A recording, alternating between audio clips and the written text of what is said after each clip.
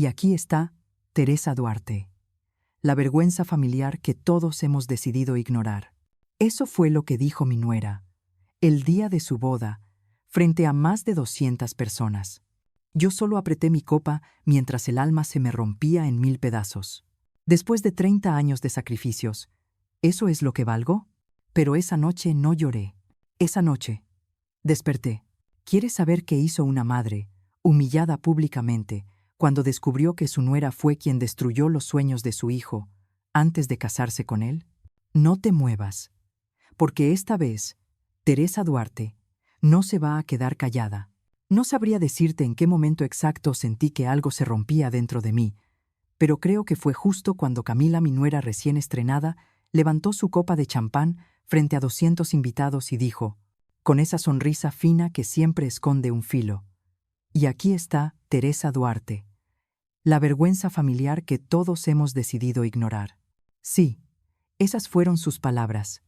La vergüenza familiar, como si yo fuera una mancha que ella, en su elegante vestido marfil y labios perfectamente delineados, se veía obligada a tolerar por el bien del espectáculo. Recuerdo que, en ese instante, no se oyó ni una nota más de la orquesta. Hasta el camarero que pasaba con una bandeja de empanadillas quedó paralizado.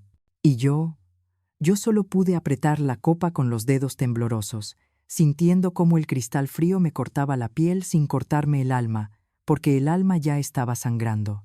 Fue una boda de alto vuelo, como dicen en Buenos Aires. Se celebró en el Faena, uno de esos hoteles de lujo donde el mármol brilla tanto que una se ve obligada a mirar al suelo solo para no deslumbrarse. Camila se había encargado de todo: los candelabros de cristal, los arreglos florales traídos de Chile, el menú de 7 tiempos con vino mendocino de guarda. No faltó detalle. O bueno, sí faltó uno: el respeto. Yo iba vestida con mi mejor vestido negro, uno sencillo pero elegante, que guardaba para ocasiones especiales, y un collar de perlas que me regaló mi madre el día que cumplí 50. Me sentía digna, tranquila, feliz, incluso, por ver a mi hijo Ignacio tan radiante. Pero en cuestión de segundos, Camila convirtió esa felicidad en bochorno. Y no cualquier bochorno. Uno público, deliberado, medido. Una humillación que olía a perfume caro y a venganza vieja. Ignacio no escuchó las palabras. Estaba en la pista de baile, riendo con un primo. Menos mal, porque no sé si habría sido capaz de soportar la mirada que me lanzó Patricia, la madre de Camila, desde su mesa central, con ese gesto de "te lo advertí", que siempre me lanzaba sin hablar. Y justo cuando pensaba que la noche no podía ir a peor, el padre de Camila, don Julián Albornoz, exbanquero, empresario venido a menos, pero todavía muy altivo, se acercó al micrófono para brindar. Sonreía como un gato satisfecho.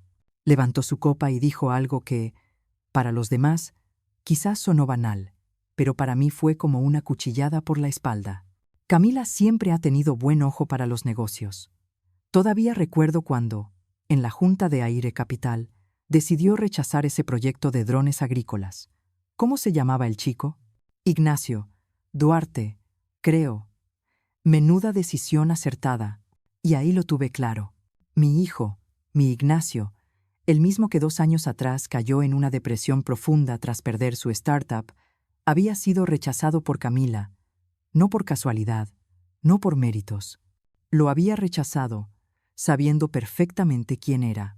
Sentí como el suelo se movía bajo mis pies, como si la música de tango que volvió a sonar después fuese un mal chiste que alguien había puesto en marcha para tapar la vergüenza. Y ahí estaba yo, en medio del salón dorado, convertida en una estatua de hielo, entre gente que brindaba por un matrimonio construido sobre mentiras. No sé cómo aguanté hasta el final del brindis.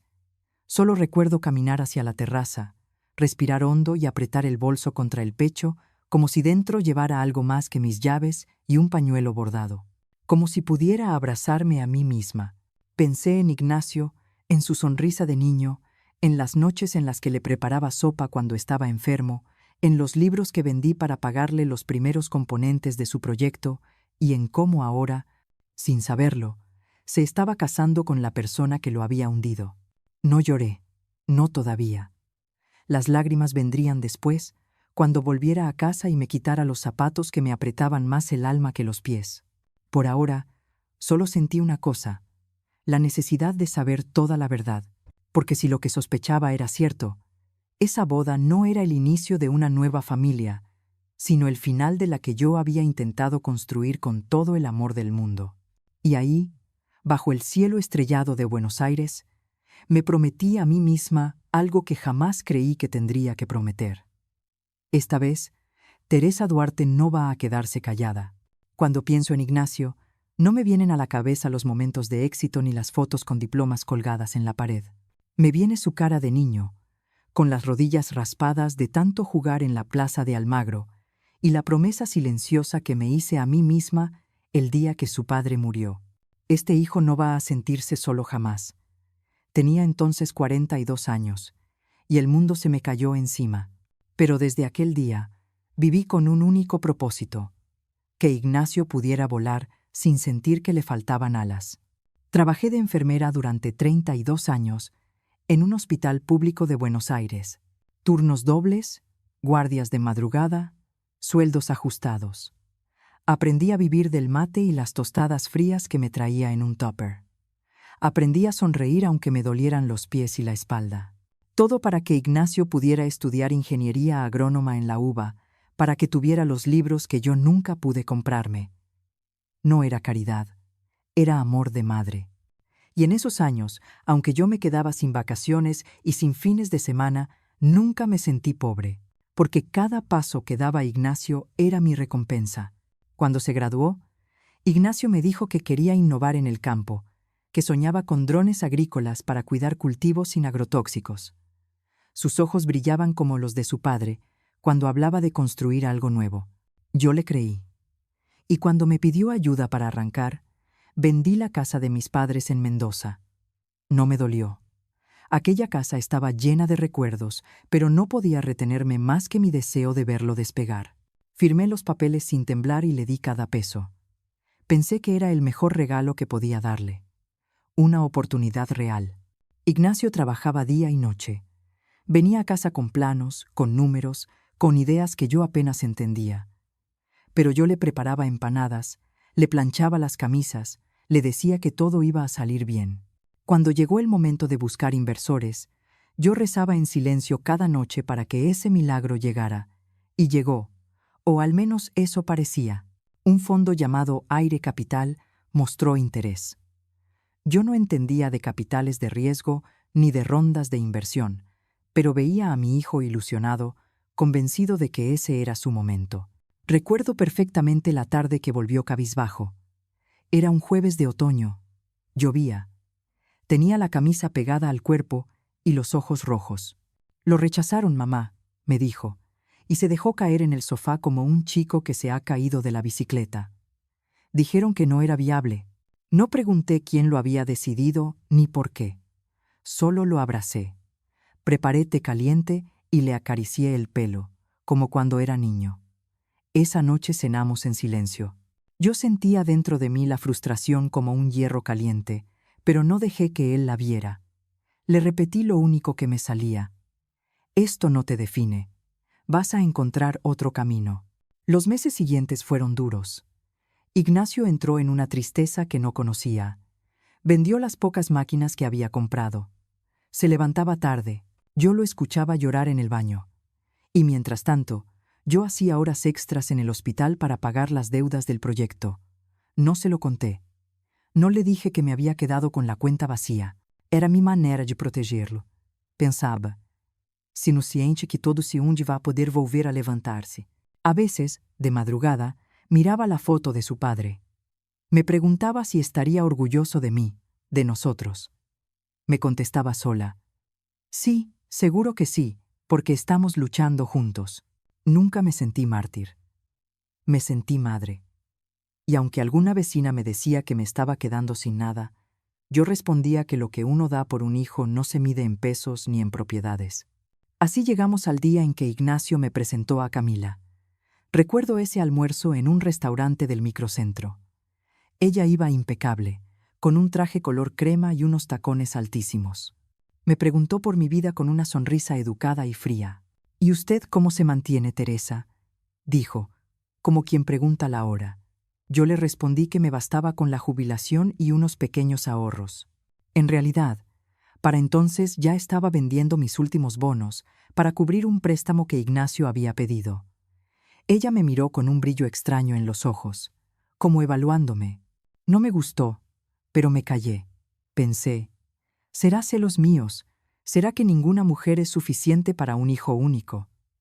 Me repetí que debía darle una oportunidad, y cuando Ignacio me dijo que se casarían, sonreí aunque por dentro me quedaba un vacío. Me dije, al fin mi hijo va a formar su propia familia. Ahora le toca ser feliz. Hasta la noche de la boda, yo no sospechaba nada. No sabía que esa mujer había sido parte del comité que destrozó el sueño de Ignacio. No sabía que ella había pronunciado su nombre en una sala de juntas para hundirlo. Solo sabía que era la mujer con la que mi hijo había decidido compartir su vida. Y eso me bastaba para hacer de tripas corazón y poner mi mejor cara en el faena, con mi vestido negro y mis perlas de siempre. Mientras escribo esto, me doy cuenta de que toda mi vida fue un ejercicio de fe. Creer en mi hijo, creer en sus proyectos, creer en las personas que él elegía, creer aun cuando todo se tambaleaba. Y quizá por eso dolió tanto escuchar vergüenza familiar. Porque en esas dos palabras no solo me estaba humillando a mí. Estaba escupiendo sobre cada noche en vela, cada guardia extra, cada peso sacrificado para que Ignacio volara. Estaba diciendo que mi vida entera valía menos que el brillo de su vestido de novia. Pero aquella noche, en medio de la humillación, también sentí algo nuevo. Una semilla de lucidez. Un hilo de coraje que me susurró. Ya basta de callar. Ya basta de regalar tu sacrificio a quien no lo respeta. Era apenas un murmullo, pero estaba allí, creciendo en el silencio del salón dorado, mientras las luces del faena parpadeaban sobre los manteles blancos. No sabía aún lo que iba a hacer, pero sabía que esta vez no iba a quedarme al margen. Había dado mi vida por mi hijo. Ahora, tal vez, había llegado la hora de darme algo a mí misma, la verdad, la dignidad, la voz. Durante muchos días después de la boda, no dormí bien. Me despertaba a las 3 o 4 de la madrugada, sin razón aparente, con una opresión en el pecho como si alguien me estuviera sentada encima. No era tristeza. Era una mezcla de alerta y confusión, como si mi cuerpo supiera algo que mi mente aún no había querido aceptar. Una noche, ya cansada de dar vueltas en la cama, me levanté y bajé al pequeño trastero, donde guardo documentos viejos. No sé muy bien qué buscaba. A veces creemos que ordenando papeles podemos ordenar también los recuerdos. Abrí cajas que no tocaba desde hacía años. Certificados, contratos, recibos, cartas de mi marido fallecido. Hasta que encontré una carpeta azul con el nombre del proyecto de Ignacio. Agrodrone. La abrí con manos temblorosas. Ahí estaban los papeles de presentación del proyecto, los esquemas, la tabla de costes y también, al fondo, el correo impreso que Ignacio había recibido con la decisión del fondo de inversión. Aire Capital. Sentí un nudo en el estómago al leer de nuevo ese nombre. Pero esta vez, mis ojos se detuvieron en algo que antes había pasado por alto. La firma digital de la persona responsable del comité de evaluación. Camila Albornoz, directora de evaluación estratégica. Sentí como si me hubieran arrojado un cubo de agua helada en plena espalda. ¿Camila? ¿La misma Camila que ahora era su esposa? ¿Ella fue quien lo rechazó? Me senté en el suelo, con la carpeta abierta sobre las piernas. Los papeles temblaban entre mis dedos. No podía ser una coincidencia. La misma mujer que hoy sonreía al lado de mi hijo había sido quien, 3 años antes, le había cerrado la puerta en la cara. ¿Lo sabía Ignacio? ¿Ella se lo había contado? Y sobre todo, ¿fue casualidad o lo hizo sabiendo quién era él? Sentí una mezcla de rabia y náusea. Me levanté y volví al comedor, encendí la lámpara y puse los documentos sobre la mesa. Uno por uno, los leí con detenimiento, buscando respuestas. En una de las hojas adjuntas, donde se anotaban comentarios internos del comité, leí algo que me dejó helada. Ignacio Duarte, hijo de Teresa Duarte, enfermera jubilada, bajo perfil, riesgo reputacional potencial, Si el proyecto fracasa, era evidente. Camila no solo sabía perfectamente quién era Ignacio, sino que había utilizado mi nombre como argumento para rechazarlo. Para ella, mi condición de madre trabajadora, de mujer sin títulos ni conexiones, era una mancha, un riesgo reputacional. Tuve que sentarme otra vez. Me dolía el pecho, no por mí, por Ignacio, porque había entregado su corazón, su confianza, a una persona que lo había aplastado sin pestañear cuando más lo necesitaba. Y entonces, otra pregunta me golpeó con fuerza. ¿Por qué Camila se casó con él? Podía aceptar que lo hubiese rechazado profesionalmente. Incluso podía perdonarle el juicio clasista, si me esforzaba. Pero, ¿casarse con él después? ¿Después de haberlo hundido? Ahí supe que había algo más. Y cuando una madre huele el peligro, lo sabe. No necesita pruebas. Lo siente en la sangre. Llamé a mi amiga Mariana, que había trabajado años como secretaria jurídica. Le pedí si podía ayudarme a investigar un poco sobre Aire Capital y sus movimientos recientes. No le di muchos detalles. Solo le dije que necesitaba entender mejor el contexto de aquella decisión. Unos días después, Mariana me llamó. Me dijo que Aire Capital había tenido problemas internos justo después del rechazo al proyecto de Ignacio, que Camila había ganado poder dentro del comité poco tiempo después, que su padre, Julián Albornoz, había vendido una propiedad importante para cubrir deudas, y que curiosamente, esa propiedad había sido comprada por una sociedad anónima llamada Duarte S.A. No podía creer lo que escuchaba. Esa empresa la había fundado yo, con ayuda de un abogado, cuando vendí la casa de Mendoza. Era una forma de proteger lo poco que tenía. Y, sin saberlo, había comprado la propiedad de los Albornoz. La familia de Camila se había sostenido, al menos en parte, con mi dinero, con mis silencios, con mis años de sacrificio. Y ella, en lugar de tender un puente, decidió humillarme en público. Esa noche no lloré. No sentí pena. Sentí una claridad como pocas veces en mi vida. Camila no era una mujer enamorada. Era una estratega. Y mi hijo era parte de su plan. No lo sabía aún con certeza, pero empezaba a ver las piezas del rompecabezas. Y cada vez tenía más claro que Ignacio no conocía toda la verdad. A la mañana siguiente, me miré al espejo y me vi distinta. No más vieja, no más débil. Me vi despierta, como si después de tantos años viviendo para otros, por fin empezara a vivir para mí. Querida, si estás escuchando esto, y alguna vez sentiste que eras la última en enterarse de lo que pasaba en tu propia familia, entonces quizás entiendas un poco lo que viví esos días. Esa sensación de estar sentada en una mesa hermosa, con manteles blancos y copas brillantes, pero sentir que nadie te ve, que nadie te escucha, como si fueras parte del mobiliario, como si hubieras dejado de existir para quienes más amaste. Después de descubrir el archivo de Agrodrón y de confirmar que Camila había rechazado a Ignacio, sabiendo perfectamente quién era, me quedé varios días en silencio. No dije nada, ni una palabra, a nadie. Me convertí en mi propia cárcel. Iba al supermercado, saludaba a la portera, sonreía en el ascensor. Por fuera era la Teresa de siempre, pero por dentro era solo ruido. Un sábado por la tarde, Ignacio me llamó. Me dijo que Camila estaba organizando una cena con inversores amigos en su nuevo piso y que querían invitarme para que conociera a su círculo. Me habló con entusiasmo, con esa voz que usaba de chico cuando quería que lo acompañara a una excursión. Yo acepté, no porque quisiera, sino porque necesitaba ver, escuchar, confirmar.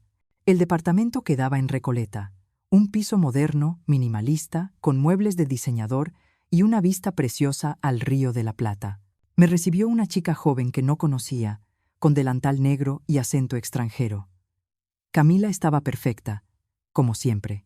Un vestido blanco, el pelo recogido, labios rojos. Me saludó con un beso en el aire y me ofreció una copa de vino. Malbec, Teresa. Suavecito, como a usted le gusta. Esa frase me pareció un golpe disfrazado de sonrisa. Durante la cena, me senté al fondo de la mesa, cerca del ventanal. Todos hablaban de negocios, de propiedades, de fondos, de capital relacional. Yo no entendía la mitad de los términos, pero sí entendía el tono. Era un lenguaje de poder, de jerarquías disfrazadas de modernidad. Nadie me preguntó nada. Nadie me miró. Solo existía cuando la camarera me servía el siguiente plato. En un momento, Camila brindó. Dijo: «Gracias a todos por creer en nuestros proyectos. Esta familia crece con inteligencia, corazón y visión». Ignacio sonrió orgulloso. Yo también sonreí, pero sentí algo romperse por dentro, porque sabía que esa frase no era para mí, ni por mí, ni con mí. Esa noche, al volver a casa, encendí la radio como hacía años no lo hacía. Buscaba una voz, algo que me recordara que todavía estaba aquí. Me hice un té de tilo y me senté a mirar el balcón, las plantas que Ignacio me había regalado por mi último cumpleaños. Pensé en la Teresa que fui, la madre que vendía su oro para pagarle la universidad, la mujer que planchaba de madrugada para que su hijo tuviera una camisa limpia en la presentación del proyecto, la abuela que soñaba con nietos corriendo por la casa. Y me pregunté, con una punzada en el pecho, ¿todo eso fue invisible? A los pocos días, recibí un correo de Camila, un documento adjunto. Era una propuesta de inversión. En el cuerpo del mensaje, escribió: «Creemos que sería bueno contar con su apoyo para apalancar el desarrollo inicial de nuestro nuevo fondo inmobiliario. Solo requeriría su firma para usar como garantía el inmueble de San Telmo».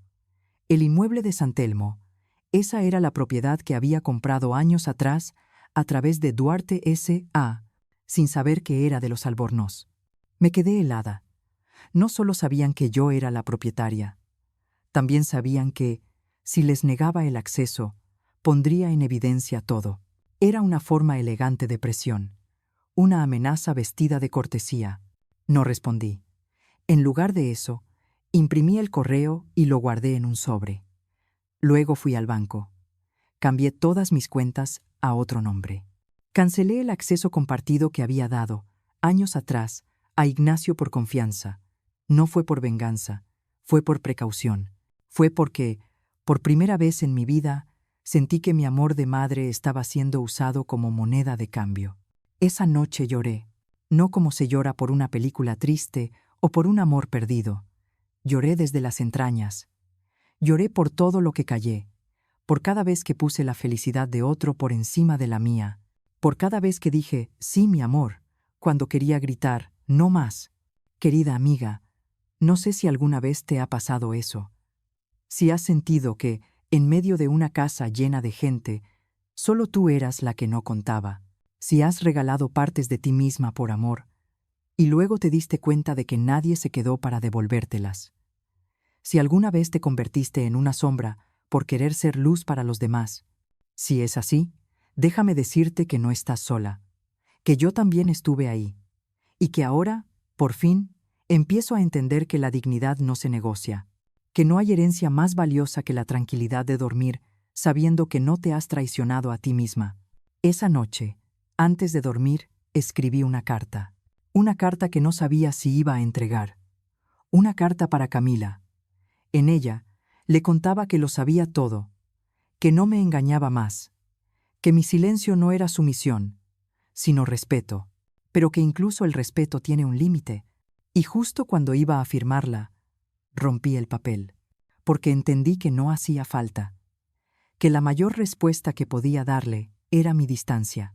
Hay un momento en la vida en el que una mujer se mira al espejo y por primera vez no busca arrugas ni canas. Busca a la mujer que fue antes de ser madre, esposa, cuidadora. Busca a esa Teresa que solía soñar con pintar, viajar a Sevilla en primavera, aprender italiano. Yo tuve ese momento una mañana de miércoles, mientras me abrochaba lentamente los botones de una blusa azul que hacía años no me ponía.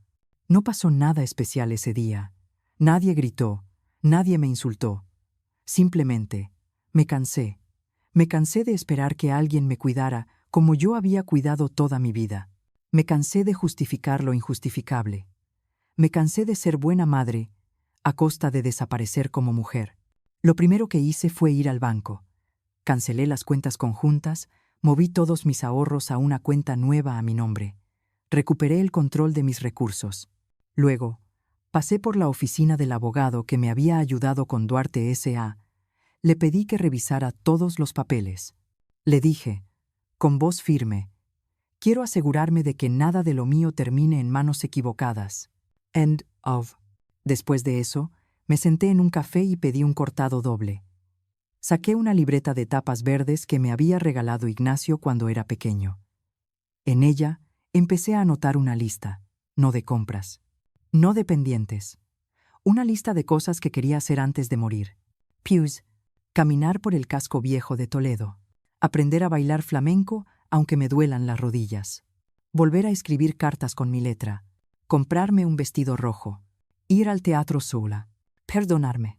Esa lista me dio más vida que cualquier medicamento.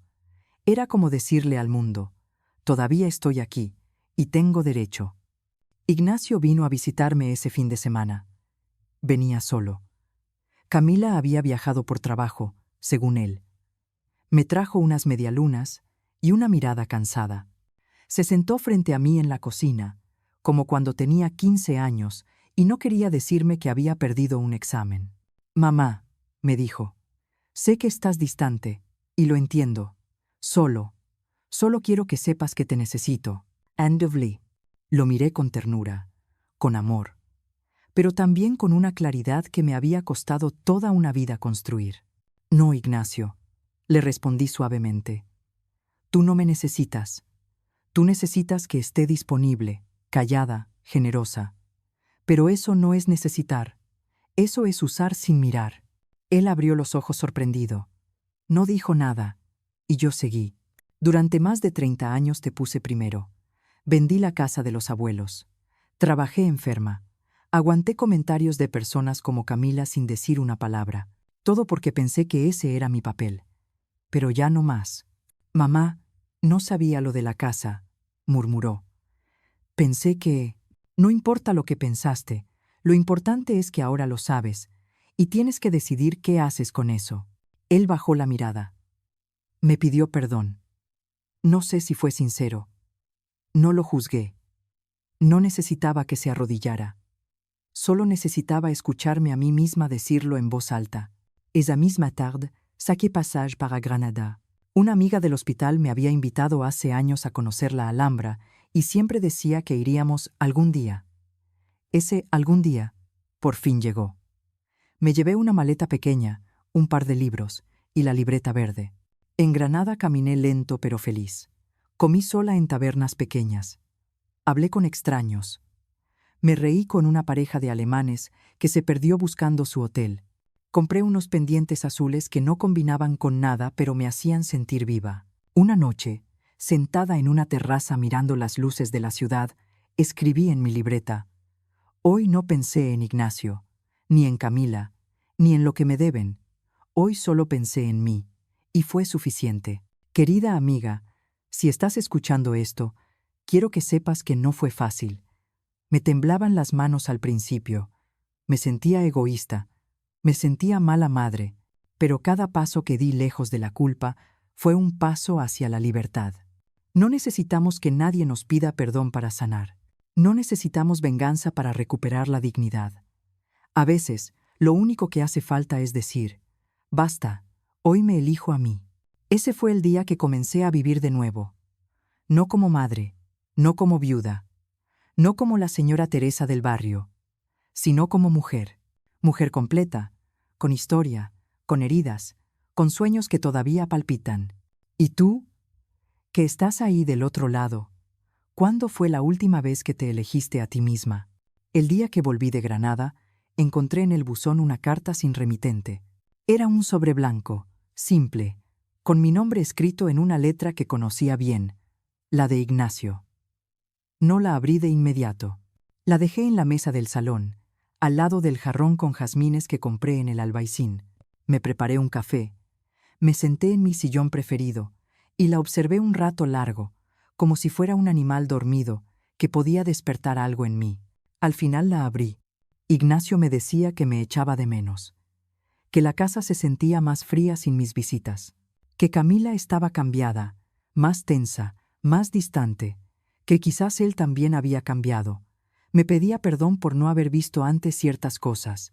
Me decía que entendía si yo no quería volver, pero que quería que supiera que él, de verdad, me quería. Leí la carta en silencio.